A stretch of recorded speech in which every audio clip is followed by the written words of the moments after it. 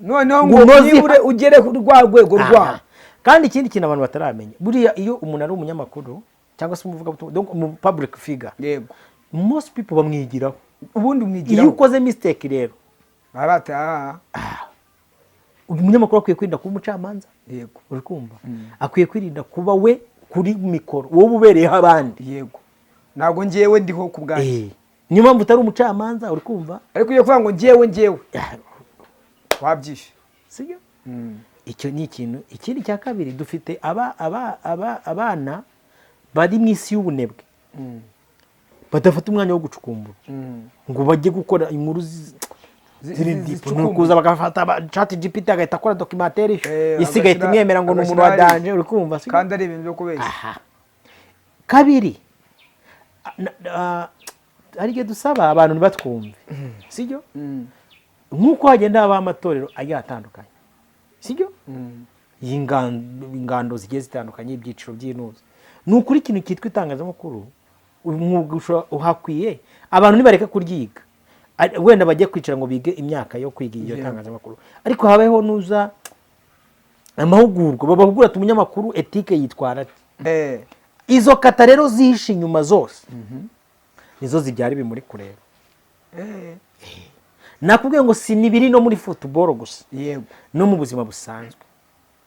Utanga akazi ntago ahubwo akwiriye ngo afashe abandi kuba bakwiriye, ahubwo agashyiramo uwo ashaka, utagashoboye. Kafate nk'urugero rwa hafi rwiza. Ejo ni mushyikirano warakurikiye? Narakurikiye. Wabonye ukuntu Paul yabeshye perezida kuri monetization, sibyo? Cyane aramubeshya neza, aramubindikiranye. Kandi we hari abantu bataramenya perezida ntago abeshywa, kuko iyo ubeshye perezida uba wibeshye. Biri anjenerali mu banyarwanda, yaba abaturanyi, sibyo, yaba abakorana mu tuzi, ahubwo nuko mushobora kuba mubibona kuko abanyamakuru ni abantu bavuga.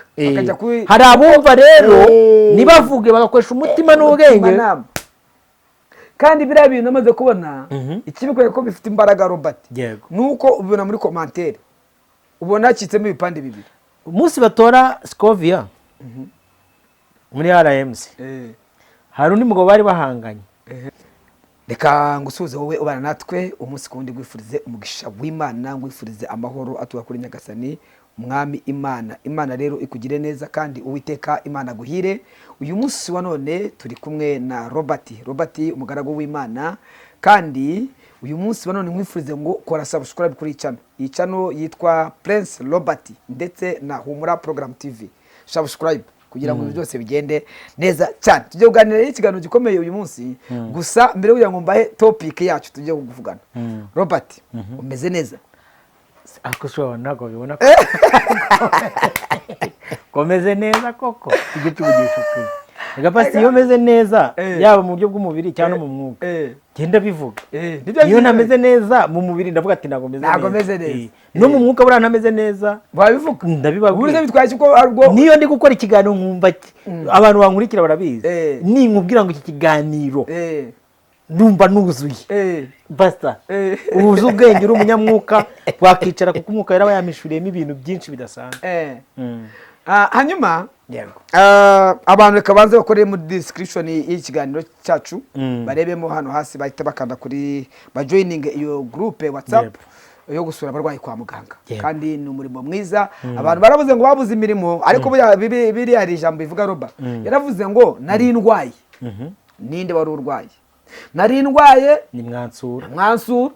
Nari munzu y'imbohe ni mwanje murira. Dore nk'uwa mubyeyi witwa Papa Robert, pastor, buri munsi nyine urabizi iki gice cyose cyararemaye cyose, yego, amaze amezi 3 ari munsi, ubwo mba ndi charge kuri we, yego, sibyo? Ni urugero, yego. Hari igihe ubwira abantu uti wa mwasapotinze niba uri umuvandimwe tukamufasha tukareba ko twabona n'ubuvuzi bw'igihe hejuru, abantu ukabona ntabwo baguteza iki ntibashaka kubyumva amatwi. Hakunyamara Imana ishimwe, hari nk'umuntu ukubwira ati akira 1000 ugenda ugira gute umusuri.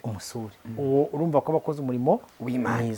rero abantu donc tureke gutanga amafaranga ngo tugiye muri za studio turakora muri bya bitara by'amabara abatinganyi, tureke tunibuke nibura dukora umurimo Yesu yavuze ku munsi w'amateka tuzabona arega ngo bazabaza ngo twakubonye ryari se ko wowe wibera mu ijuru twigora duceza mu rusengero tugura ibyuma by'ama studio twakubaye abati po umva imbere igihe mutasi umwe kwa muganga cyangwa umwe wari urwaye cyangwa umugabo umwe w'umukene buriya nigiye wimi twebwe twaragikemuye rero. Kandi ikindi ari ikindi kintu abantu bataramenya, Bibiliya iravuga ikiganza cy'uburyo niba gitanze cy'ibumoso nikikabimenya. Ejo numvise ikiganiro cy'uyu muhungu witwa Rugaju Rigani, nje ngiye kukubaza sibyo, numva ari kuvuga ngo yafashije Lorenzo, sibyo, ngo aramufasha mu buzima. Niba wasapotinze umuntu ntago ari ikiguzi umuhaye. Okay, reka nishirira aho ngaho nk'umunyamakuru twinjiye muri gospel kandi nako turi kugitwara ikiganiro, ariko nk'umunyamakuru wabigize umwuga, yego, wabonye muri sport ibintu bisigaye biberamo bira bintu, noneho kaduhere kuri iyo nkuru ya Rugaju ndetse na Lorenzo yamaze guteza n'ikibazo na RMC nayo kabizamo, nkawe bira bintu wabibonye uti? Ambo buriya ni uko abantu bamwe bagarukiriza intekerezo hasi, abandi bakanga kuzivugaho. Nakubwiye ngo mu bice by'abantu habamo ibice bitatu, sibyo? Hari abantu babona beretswe, hari abantu biyerekwa, donc biyereka ubwabo bakabona ibintu uko babibona. Aba bantu nta n'ikibazo baba bafite kuko bashobora kureba uyu munsi bakareba n'ejo hazaza uko ibintu bimeze.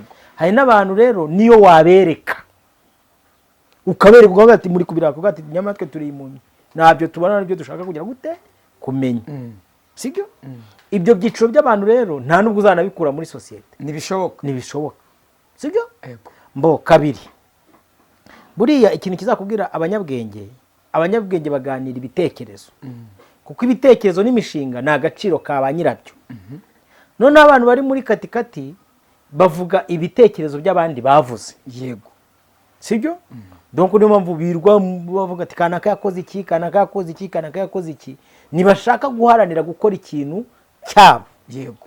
Noneho hakaba n'abandi bantu batanavuga n'ibyo abandi bavuze, ahubwo bashamikira mu kwirwa bavugana na bagenzi babo, yego. Nubona umuntu ari gutaranga mugenzi we, sibyo, ni ingano y'imitekerereze iciriritse, na bya bindi yakweretse ushobora kuba waribeshye ko umuntu azi ubwenge, uri kumva kagace ni agace gatoya, uri kumva k'icyari cyo ahubwo kamukoresheje karakujijisha. Ese yego, kuko njyewe nta muntu w'umugabo usibye ubu byacitse turi kugenda tujya muri generation ngo ya nyuma yitwa generation Z, ubu ni cyaraziraga kikazira na Bibiliya y'ikiturunuka. Nta muntu w'umugabo bindarikwa yo kubyuka avuga abandi. Sugize jambo muri mu migani, yego, rivuga ngo hari ibintu bitaratu ngo nako ni birindwe Imana yanga urunuka.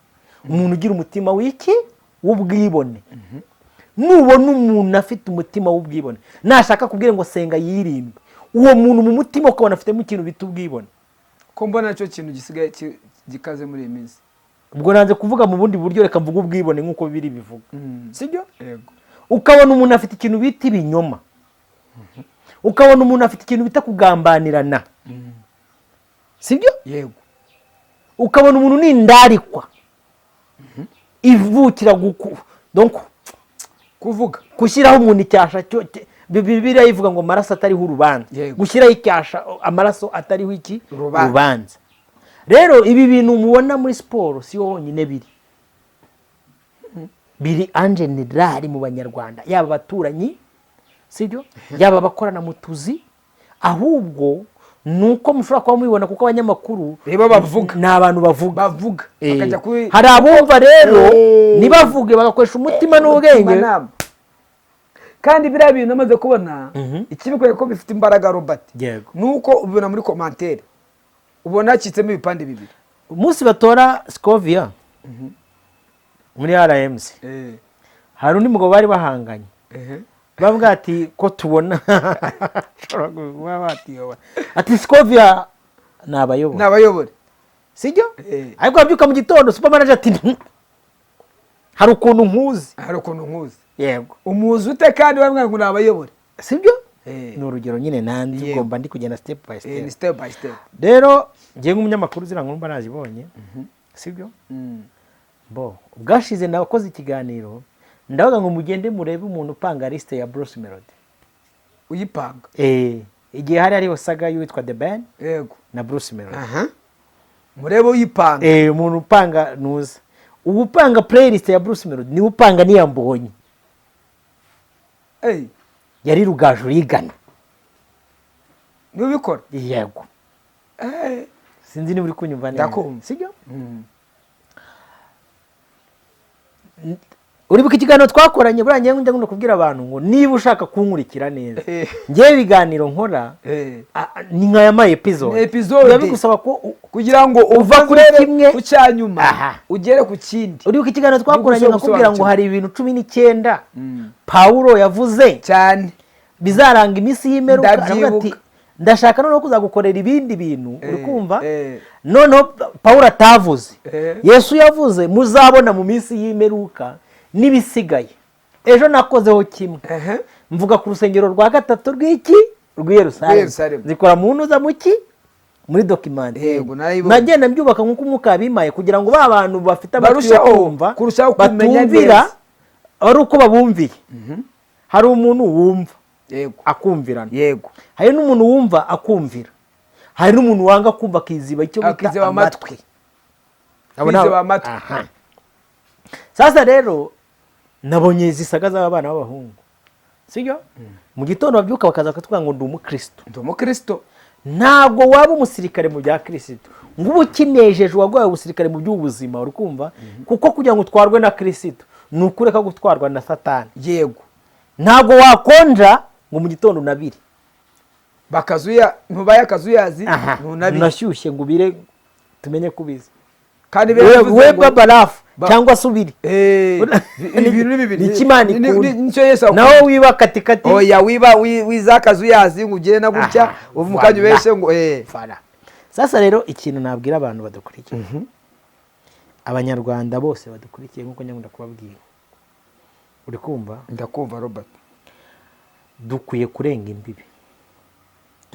imbibi, sibyo? Ndagera ku banyamakuru kamanze guhera ku banyarwanda bakosoma ibintu abanyamakuru. Yego. Kuba ko impamvu nyikubajije ibi bintu namaze kubona byamaze kurenga inkombe, aho usanga abanyamakuru kugira ngo baze batange siporo, sibyo? Bakabyuka ahubwo bajya guhangana, ukajya ngo wenda inyuma y'akazi hari nk'ibindi bintu bapfa, ahubwo kugira ngo bapfire inyuma y'iriya bakahita babizana mu kazi. Gende step nyine by step ndakubwira impamvu. Abanyarwanda turenga imbibi, sibyo? Yego. So kugira urwango mu mutima. So kugira iki? Urwango mu mutima no kugambana kabiri. Uzi impamvu batavuga siporo neza? Yego. Nkuko nyakubahwa Perezida wa Repubulika ahora bibakangurira bibabwira. Buriya muri siporo habamo amakata ahishe. Sibyo? Abagakwiye kuba batsinda sibo batsinda. Abagakwiye kuba batwara ibikombe sibo babitwara. Nono izo maguyi ziba inyuma ziba ziherekeje amafaranga. Baba bizi? Oya Perezida arabizi. Ndavuga bari abanyamakuru. Nyine niho nshaka kugera. Izo maguyi ziba inyuma kugira ngo niba wenda n'urugero Rutsiro yarizamutse izikubita ikagera kanya bagera hari ati Rutsiro ngigeze ngo ku mwanya wa 7 yari imaze sezo yose iri ku mwanya wa 2 n'uwa 3 uri kumva? Kandi meze neza ifite forume akarere niko kayifasha kandi gahindutse narwo gakuweho, sibyo? Abagabo nka ba Fideli bafite ibikorwa bikomeye, uri kumva? Nka hirya, sibyo? Muri projet zabo bakora neza nta kibazo, bagera mu mupira akaba ari bwo bibananira ubwenge bubura. Izo kata rero zihishe inyuma zose nizo zibyara ibi muri kureba. Nakubwiye ngo si nibiri no muri football gusa, yego, no mu buzima busanzwe. Utanga akazi nta gahubwo akwiriye ngo afashe abandi kuba bakwiriye, ahubwo agashyiramo uwashaka. Utagashoboye kafate nk'urugero rwa hafi rwiza. Ejo ni mushyikirano warakurikiye? Narakurikiye. Wabonye ukuntu Paul yabeshye perezida kuri monetization, sibyo? Cyane aramubeshya neza, aramubindikiranye kandi buriya hari abantu bataramenya perezida ntabwo abeshywa. kuko iyo ubeshye perezida uba wibeshye. Rega uriya ubundi umuntu uhagarariye igihugu miliyoni 14 pastor aba yashyizweho n'Imana. Iteka ryose rero iyo umubeshye ntabwo aba ari uri kubeshya, uri kwibeshya. Sibyo? Nk'iki kintu cya monetization ya hano mu gihugu igira on na off. Turi kugendana kuyisi ugira ubwoba. Oya ntabwo monetization irafungwa cyangwa igafungwa. Ndashaka kubaza kubyumva ku mpamvu runaka. Sibyo? Hanyuma igihugu gishobora kwicara kikayifunga bitewe n'icyo bibona kibangamiyeho. Ariko hari uburyo bwiza. Google irakubwira ati niba wayifunze bitewe n'impamvu wenda issue politique, issue n'ubundi buryo runaka, twishyura amafaranga. Ubu bageze kuri miliyoni 1 nuza YouTube. Yego.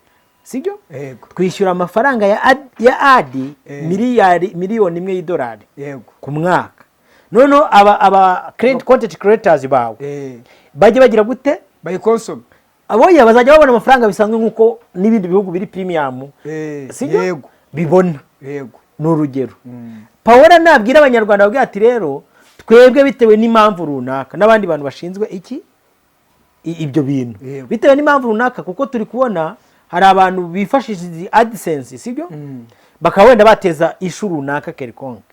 Twafashe umwanzuro wo kuzifunga. Sibyo? Ariko kugira ngo zifungurwe cyangwa se mube kuri standard yo guhembwa bisanzwe neza nk'aba content creators nuko igihugu kibishyurira iki amafaranga, ayo mafaranga miliyari. Kandi yaravuze ngo ngo agomba kubamo abapatina se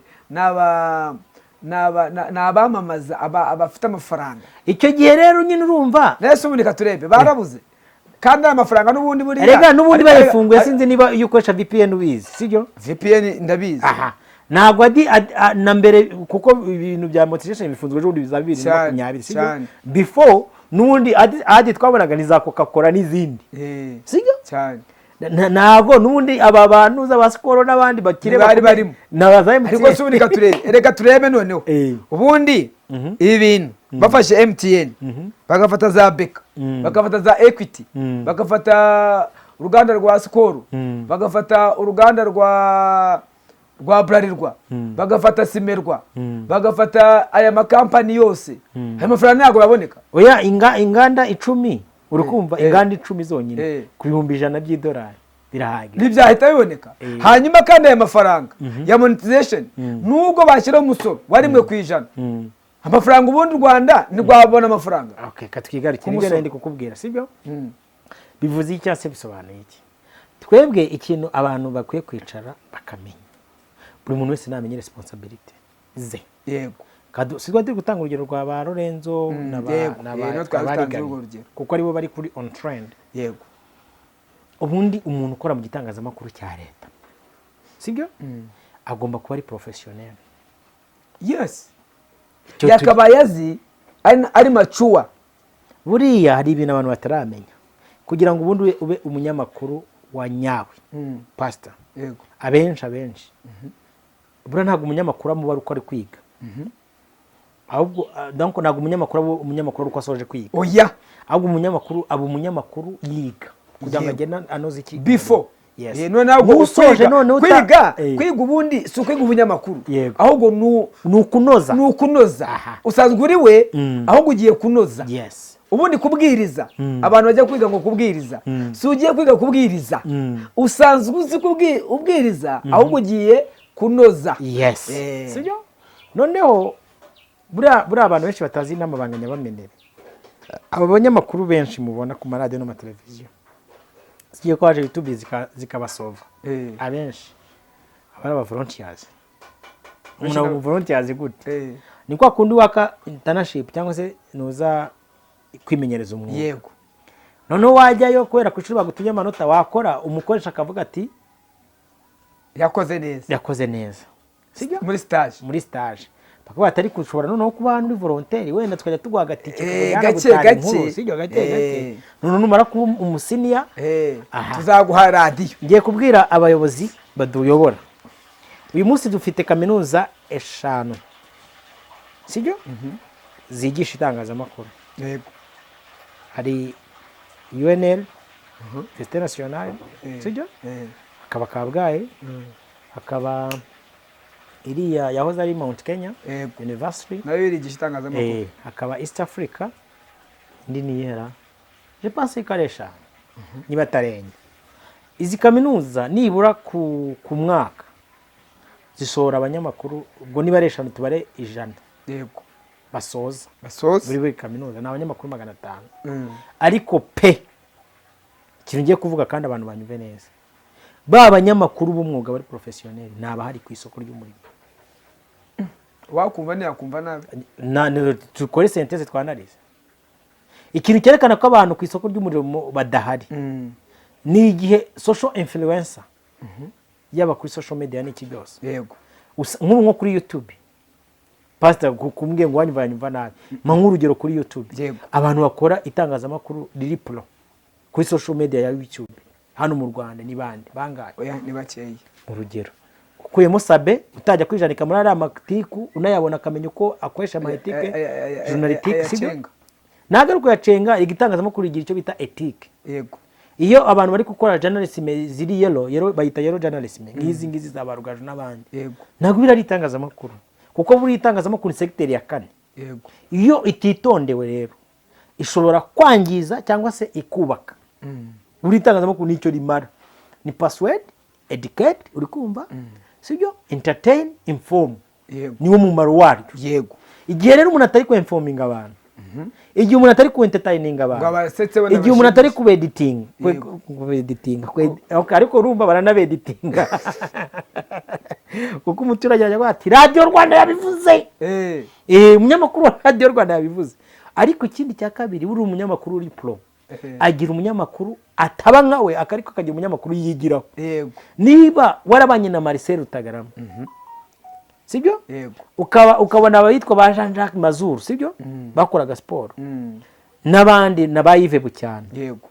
Ukaba uri kuza gukora kuri mikoro bakoreyeho biragoye ukabutiga noneho ngo nibure ugere ku rwego rwa.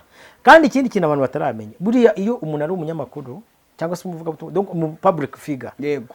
Most people bamwigiraho ubundi umwigiraho. Iyo ukoze mistake rero barata umunyamakuru akwiye kwirinda kuba umucamanza. Yego. Uri kumva akwiye kwirinda kuba we kuri mikoro wowe ubereyeho abandi. Yego. Ntabwo ngiyewe ndiho ku bwanjye. Niyo mpamvu utari umucamanza uri kumva ariko iyo kuvuga ngo ngiyewe wabyishe sibyo? Icyo ni ikintu. Ikindi cya kabiri dufite abana bari mu isi y'ubunebwe badafata umwanya wo gucukumbura ngo bajye gukora inkuru kuza bagafata chat GPT agahita akora documentaire isigaye imwemera ngo n'umuntu wa danje uri kumva sibyo? Kandi ari ibintu byo kubeshya. Kabiri arige dusaba abantu nibatwumve sibyo? Nkuko hagenda abamatorero agiye atandukanye sibyo?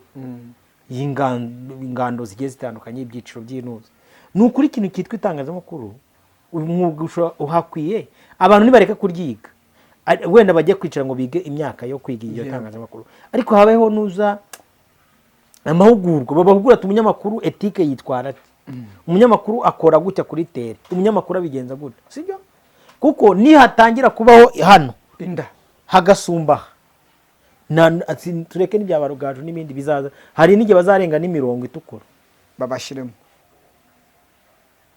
Riga pastor bira bintu bamuvuga ngo umuntu wamushyiremo uri kumva iyo umushyizemo umunyamakuru kajya kumufungira mu imageragere nundi byo yarafite abijyanaho kandi ufunguye imbere ye arabigarukana n'ubundi arabigarukana atwara bya bindi mageragere n'ibyo ajyana. None se ubu wakicara ukavuga ngo ufunze umuntu urujyo n'umutinganya umujyanye muri gereza ngo nuko ngo we yatingaga hanze atagikumwe nabo aragera abatinga. None se ubutinganye mu magereza namara kubatinga rero ahubwo babigarukana babisohokana. Umugabo araza yavuga ati ariko bajyaga najyangoje byo mu kibuno ufunga umuntu wanywaga urumogi akajya n'ubundi rwa rumogi rurinjira nose ko muri gereza ruvaye ahubwo bakarumwa koko akanakwigisha ukuntu baruzinga. Buriya abantu iyo bigishijwe bakigishwa kabiri sibyo?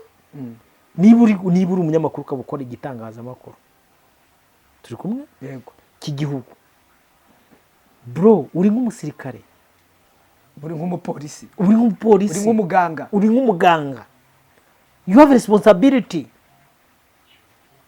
sibyo? yego Arega abantu bajya biga ku cyo bita kugira inshingano. Buriya hari igihe njya mbona, reka nange urugero kuri Pastor Claude naze kunyumva nabi, uri kumva hari ama mistake bajya bakora, agafata mikoro arabizi ko arakurikirwa n'ibihumbi 10. Uratekereza ko ibi bihumbi 10 bigukurikiye, uri kwangiza muri mindset, biraza kugenda gute? Wowe utekereza ko urajya kuri banki ukazana kudufaranga twamayero 11 y'ibyo bihumbi 10, ariko ntutekereza ibitekerezo bibye mu bantu. Wumvisha ikibazo cyo kiri pastor cyane. Bitekereze nkawe, wowe uri kumva uvuga ati kubundi kuki nagize nuza subscribers 500 400 300. Aba ni abantu bankurikira physically.